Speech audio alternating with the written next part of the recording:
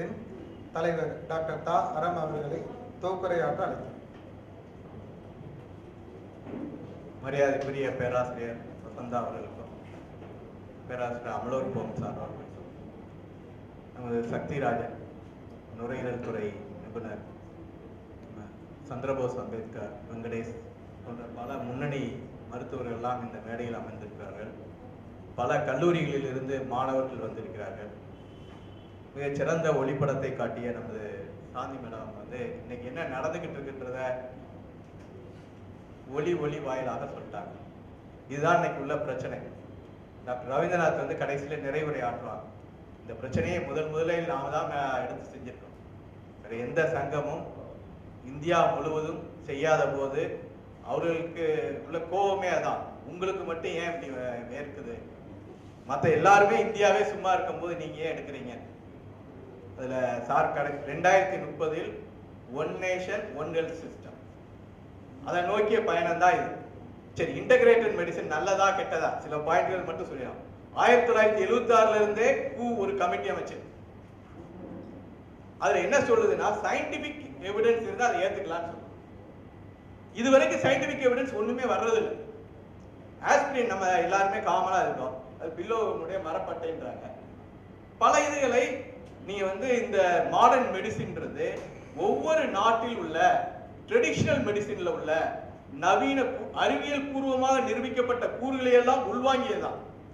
அப்ப நம்மளும் அதுதான் சொல்றோம். இன்னைக்கு எதை எடுத்தாலும் எவிடன்ஸ் பேஸ்டு மெடிசின், அதுதான் இன்னைக்கு மாடர்ன் சயின்ஸ். நீங்க திருவள்ளுவரை எடுத்துக்கிட்டாலே அதுதான் சொல்லுவார். நீங்க முதல் குறளே என்ன சொல்லுவாங்கன்னா, பித்தம் வாதம் இதெல்லாம் இருக்கு, ஒண்ணு கூடி ஒண்ணு குறைஞ்சா நோயின்பாங்க முதல் குறள். அடுத்த குறள், முன் உண்டது சாப்பிட்டது செரிச்சிருச்சுன்னு பின்னாடி சாப்பிட்டேன்னா அதுதான் மருந்துப்பார். இப்படியே போனவர் தான் நோய் நாடி நோய் முதல் நாடி அது தணிக்கும் வாய் நாடி வாய்ப்பை செயல். இதுதான் மாடர்ன் சயின்டிபிக் மெடிசின். திருக்குறளினுடைய அந்த 10 அதிகாரங்களையும் மருந்து அதிகாரத்தில் நீங்க பாத்தீங்கன்னா இந்த மருந்துன்னு சொல்லக்கூடியது. நீங்க எல்லா நாட்டிலும் இன்னைக்கு நம்ம ஆளுங்க சார் லேசா வாயு பிடிச்சிருச்சு சார், காலில் நீர் இறங்கி இருக்குன்னா பஞ்சபூதங்களையும் உடல்லையும் சம்மந்தப்படுத்திக்கிட்டே இருக்கும். முடிஞ்ச அளவுக்கு அவனே தீர்வு சொல்ல பார்ப்பான். பல நெஞ்சு வலியா இருந்தது சார், வாயுன்னு நினைச்சு வெள்ளைப்பூடு எடுத்து சாப்பிட்டேன், வேர்த்தது, அதுக்கப்புறம் உங்களை பார்த்துடலான்னு வந்தேன்.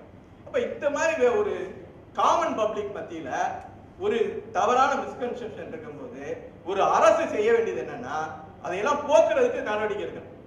அதுக்கு ட்ரெடிஷனல் மெடிசின் காரணம் சொல்றாங்க. 194 நாடுகளில் 113 நாடுகளில் ட்ரெடிஷனல் மெடிசின் இருக்கிறது, நீங்கள் ஏன் அதை அமல்படுத்த மாட்டீங்க? அதுக்கான காரணம் என்ன? மாடர்ன் சயின்டிபிக் மெடிசின் விலை அதிகமாக இருக்கிறது. அது மாடர்ன் சயின்டிபிக் மெடிசினுக்காக செலவழித்ததினால் ஆண்டுதோறும் 10% மக்கள் வறுமை கோட்டு கீழ் போயிறார். இதுக்கு யார் காரணம்? அதான் கேள்வி. நீங்க சமீபத்துல ட்ரம்ப் ஆட்சிக்கு வந்ததுக்கு அப்புறம் நேற்று முன்னாடி 500% வரி விதிச்சிருக்க, சீனாக்கு 146% விதிச்ச. ஒரு பேக்கினுடைய விலை, அமெரிக்க நிறுவனத்தினுடைய பேக்கினுடைய விலை $34,000. அது எங்க உற்பத்தி ஆகுதுன்னா சீனால உற்பத்தி ஆகுது. சீனா கம்பெனி இப்ப அனௌன்ஸ் பண்றான், ஏன்டா $1,400 தான் வாங்குறாங்க. என்ன நடக்குது? $1,400 சீனாவிடம் இருந்து வாங்கிய பொருள் சந்தையில் $34,000 விற்குது. இதுல என்ன 20 மடங்கு கொள்ளையடிக்குது. அப்ப நீ சந்தை தான் நிர்ணயிக்குது. இந்த சந்தையை கட்டுப்படுத்துவது யார்? இந்த சந்தை கட்டுப்பாடற்றது. அதுதான் நாடுகளை கட்டுப்படுத்தும். அதுதான் சிக்கல். நீங்க நெஃப்ராலஜில கேன்சர் நெக்ஸாவேர் நினைக்கிறேன், நேட்கோ மருந்துக்கு கம்பல்சரி லைசன்ஸ் கொடுத்தாங்க. காட் ஒரு ஒப்பந்தம் இருக்கு, general agreement on trade and tariff. அந்த அக்ரிமெண்டின் அடிப்படையில் ஒவ்வொரு நாட்டிலையும் வரி என்ன விதிக்கணும்னு சொன்னாங்க. அதே மாதிரி பேட்டன் ரைட்னு ஒன்று இருக்கு. நீங்க பயங்கரவாதிகள் யார் யாருன்னு பாத்தீங்கன்னா, தாலிபானோட சேர்த்து வைக்க வேண்டியது அந்த காட்டும் இந்த பேட்டன் ரைட்டும். அந்த பேட்டன் ரைட்டின் அடிப்படையில் நெக்ஸாவேரை ஃபைசர் உண்டு பண்ணுது.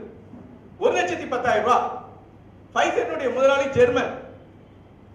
இந்தியாவில் அந்த மருந்தை $10,000 வித்துட்டாங்க அப்படின்னு நேட்கோ கிட்ட கொடுக்காங்க, $10,000. அப்ப American cabinet secretary Indian secretary phone பண்ணுது, நீங்க எப்படி கம்பல்சரி லைசன்ஸ் கொடுக்கலாம், 8 வருஷத்துக்கு ஒரு மாலிகுல் கண்டுபிடிச்சிட்டாங்கன்னா அது வேற எந்த வழியிலையும் கண்டுபிடிச்சா அப்ப முதல்ல பேட்டன் ரைட் இல்லாம இருந்தது. ஃபைனல் எண்ட் ப்ராடக்ட்டுக்கு இல்ல, அந்த ப்ராசஸ்க்கு தான் பேட்டன் ரைட் இருந்தது. இப்போ வந்து final end product patent right வந்துருச்சு. நீ அதே மாலிகுல்ல வேற எந்த ரியாக்ஷன் வெளியா வந்தாலும் அதுக்கு அவனுக்கு கப்பம் கட்டணும். இப்ப மருந்தினுடைய விலை 10,000 இருக்கும்போது 1,10,000 விற்க விட்டது யார்? அதையெல்லாம் ஒழுங்குபடுத்தாமல் மக்களுடைய வாழ்க்கையை பணயம் வைத்து இன்டகிரேட்டட் மெடிசின் என்ற பெயரில் இவர்களுடைய நோக்கம் வேற. இந்தியா உலகம் முழுக்க இன்டகிரேட்டட் மெடிசின் இருக்கு. ஆனால் இவர்களுடைய நோக்கம் பழைய ஜோதிட மருத்துவத்தையும் வேதகால மருத்துவத்தையும் மந்திரங்களையும் உள்ளே நுழைக்கிறதா இவங்களுடைய நோக்கம். இன்னொரு நோக்கமும் இருக்கிறது, நம்மளுடைய சமஸ்கிருதத்தையும் உள்ள நுழைக்கிறாங்க. இப்படி இந்துத்துவ சமஸ்கிருத திணிப்பு நடக்குது. நீ வந்து ஏற்கனவே பார்த்துருப்பீங்க, இந்திர தனுஷ் ஒரு திட்டம். இந்திரனுடைய தனுஷுக்கும் தடுப்பூசிக்கு என்ன சம்பந்தம் இருக்கு? ஏன் அப்படி வைக்கிறாங்க? அப்ப ஒவ்வொரு இடத்திலையும் 2030 one nation one health system என்ற நோக்கி போகுதுன்னா நம்மளுடைய சிஸ்டத்தை, நவீன சயின்டிபிக் மெடிசினை அதை அழிக்க வேண்டும். அவருடைய கோரிக்கை என்னவா இருக்கு? காலனி ஆதிக்க மருத்துவம்ன்றாங்க, இங்கிலீஷ் மெடிசின்றாங்க, கிறிஸ்டியன் மெடிசின்றாங்க, மாடர்ன் சயின்டிபிக் மெடிசின் சொல்லவே மாட்டீங்க. இதுதான் இங்கே சிக்கல். எனவே இந்த பல்வேறு கல்லூரிகளிலிருந்து நீங்க வந்திருக்கீங்க, இந்த சிக்கல்களெல்லாம் நீங்கள் உள்வாங்க வேண்டும். நவீன அறிவியல் மருத்துவத்தை நாம் பாதுகாப்பதற்கு நாம் அனைவரும் ஒன்று கூட வேண்டும். இதற்கு எதிரான இயக்கங்களை நாம் ஆரம்பிக்க வேண்டும். அதை நீங்கள் செய்வீர்கள் என்று நம்புகிறேன். அனைவருக்கும் வாழ்த்துக்கள். நன்றி.